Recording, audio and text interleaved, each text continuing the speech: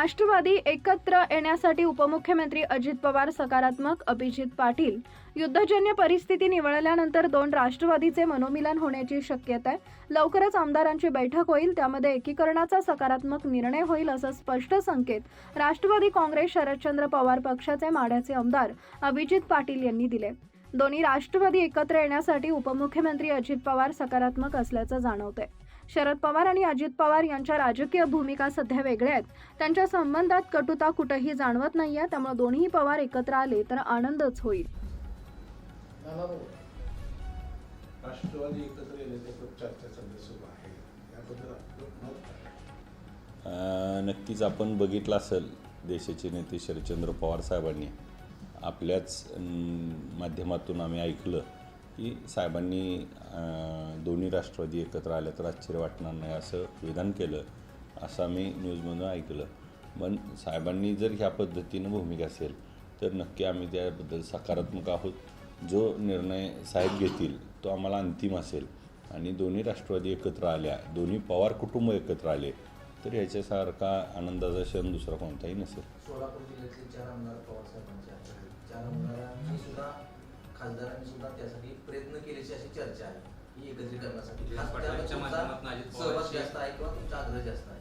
नाही, आमचा सहभाग, आमचा आग्रहापेक्षा दोन्ही पवार एकत्र येणं, दोन्ही राष्ट्रवादी एका विचाराची लोक आहेत ती एकत्र येणं आणि हातून संघटना पक्ष वाढून भविष्याच्या दृष्टीनं त्या ठिकाणी मजबूत होणं हा यातला महत्त्वाचा गाभा आहे आणि आम्ही त्यासाठी प्रयत्न करतोय आणि प्रयत्न करत राहू.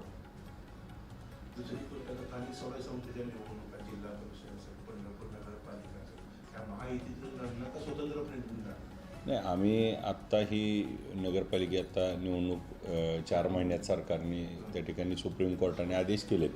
त्यामुळे पंढरपूर नगरपालिकेची निवडणूक लढण्यासाठी आम्ही आमच्या सर्व समविचारी सर्व आघाड्यांना सोबत घेऊन त्या ठिकाणी ही निवडणूक ताकदीनं लढणार आणि सगळ्याला सोबत घेऊन ह्या निवडणुकीमध्ये जे गेले 25-30 वर्ष झालं पंढरपूरचं जे सत्तांतर आहे ते करण्याचा योग ह्यावेळेस मला खात्री वाटते की लोक त्या ठिकाणी देतील आणि यातून या पंढरपूर नगरपालिकेच्या निवडणुकीत आम्ही सत्ता अंतर करू आणि नवीन आघाडी त्या ठिकाणी येईल आणि ती आघाडी पंढरपूरच्या सर्वांगीण विकासाच्या दृष्टीनं त्या ठिकाणी काम करेल. तुमच्याकडून समाधान अवतडे असतील, राजूकरे असतील, ते असणार का? पक्ष म्हणून लढणार पक्ष म्हणून नाही, आमचे सहकारी साहेबांनी महायुतीतून निवडणुका स्थानिक स्वराज्यात काढणार अशी घोषणा केली. काही ठिकाणी शक्यतो आम्ही महायुती म्हणून लढणार.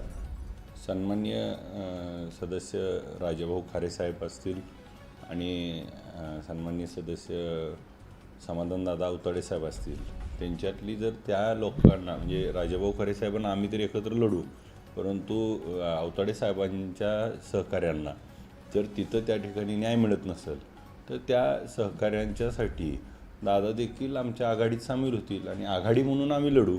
आघाडीमध्ये सर्वांना एकत्र करून लढण्याची ही आघाडी असेल आणि आमचा एकच असेल यात की गेले 25-30 वर्ष झालं जे पंढरपूरला आवश्यक असणारा विकास आहे जो होणं होतं, परंतु आकडे आणि मजल्यान माड्या झाकून त्या ठिकाणी आज आपण आपलं नाट्यगृह जे नामक्षेत्र ह्याचं जर आपण बघितलं 75 कोटी, अजून 15 कोटी, 90 कोटीवर गेलं तरी पुरवठा आलेलं नाही. आणि दुसरी गोष्ट की त्याच्यात झालेला भ्रष्टाचार, जो ठेकेदार त्याच्यावर हे असलेलं, आपली पंतप्रधान आवास योजना बंद पडलेली, त्याच्या मागची काय कारणं आहेत, अशी पंढरपूरच्या असंख्य कारणं आहेत ज्याच्यामुळं त्या ठिकाणी पंढरपूरची लोक आता परिवर्तनाच्या दिशेनं आहेत आणि परिवर्तन करतील आणि त्यासाठी सगळ्याला सोबत घेऊन परिवर्तनाची लढाई लढू. सध्या पण रस्ते असतील, पाणी पुरवठा असेल, ड्रेनेजचे असेल, एकंदर कामाबाबत समाधान आहे काय? नाही, सगळ्यात महत्त्वाचं बघा, कोणतंही काम वेळेत झालं तर त्या कामाला किंमत असते. जर ते काम लॉंग चालत असेल तर त्याला किंमत असण्याचं काही कारण नाही. मुळात प्रशासकीय काळ चालू आहे, 2 वर्ष झालं प्रशासक आहेत, तर 3 वर्ष झालं आणि मग त्या 3 वर्षाच्या प्रशासकीय काळात असलेली कामं ही प्रशासनाची असतात, त्याचं कुणी श्रेय घ्यायचं काही कारण नाही. तुम्ही जिल्ह्यातले 4 आमदार आहात आणि तुम्ही आता राष्ट्रवादी एकीकरणाची प्रक्रिया चालू झाली, उत्तम जानकरांनी सांगितलं. पुन्हा कुणाशी तुमचं बोलणं या संदर्भात झालेलं, आपल्या पक्षाशी त्यांची? नाही आता जर आपल्या पक्षात जयंत पाटील साहेब आमचे नेते आहेत, आम्ही त्यांच्यासमोर आमची भावना व्यक्त केली होती. सुप्रियाताई आहेत आणि साहेब आहेत. आम्ही जयंत पाटील साहेबांमार्फत ती भावना व्यक्त केली. ताईंशी काही जुजवी चर्चा झाली आणि सगळे आम्ही एकत्र गप्पा गोष्टी करताना अशाच बऱ्याच वेळा चर्चा झाल्यात. आणि मग राज्याचे उपमुख्यमंत्री अजितदादा पवार साहेबाकडे आम्ही ज्या वेळेस कामाला गेलो त्यावेळेस त्यांनी सकारात्मक आम्हाला प्रतिसाद दिला, सकारात्मक त्या ठिकाणी भूमिका घेतली. दूध भेसळच्या बाबतीत त्यांनी जी पावलं उचलली, त्यानंतर त्यावर विशेष बैठक लावली, ते काम केलं. परत आम्हाला तोडणी वाहतूक कामगारांचा जे मुकदम फसवतात त्याच्याबाबत बैठक असेल. दादांनी ज्या वेळी आम्ही गेलो त्यावेळी आम्हाला पक्षपात न करता त्या ठिकाणी आमच्या कामाला न्याय देण्याचं काम केलं आणि त्यामुळं आम्हाला सकारात्मक भावना दिसती आणि ती सकारात्मक भावना आम्ही आमच्या पक्षपातीवर मांडली की दादांकडनं सकारात्मक आहे असं आम्हाला जाणवतं. तर आपण पण सकारात्मक घेऊन पाऊल पुढे उचलावं अशी आमची विनंती आहे असं मांडलं.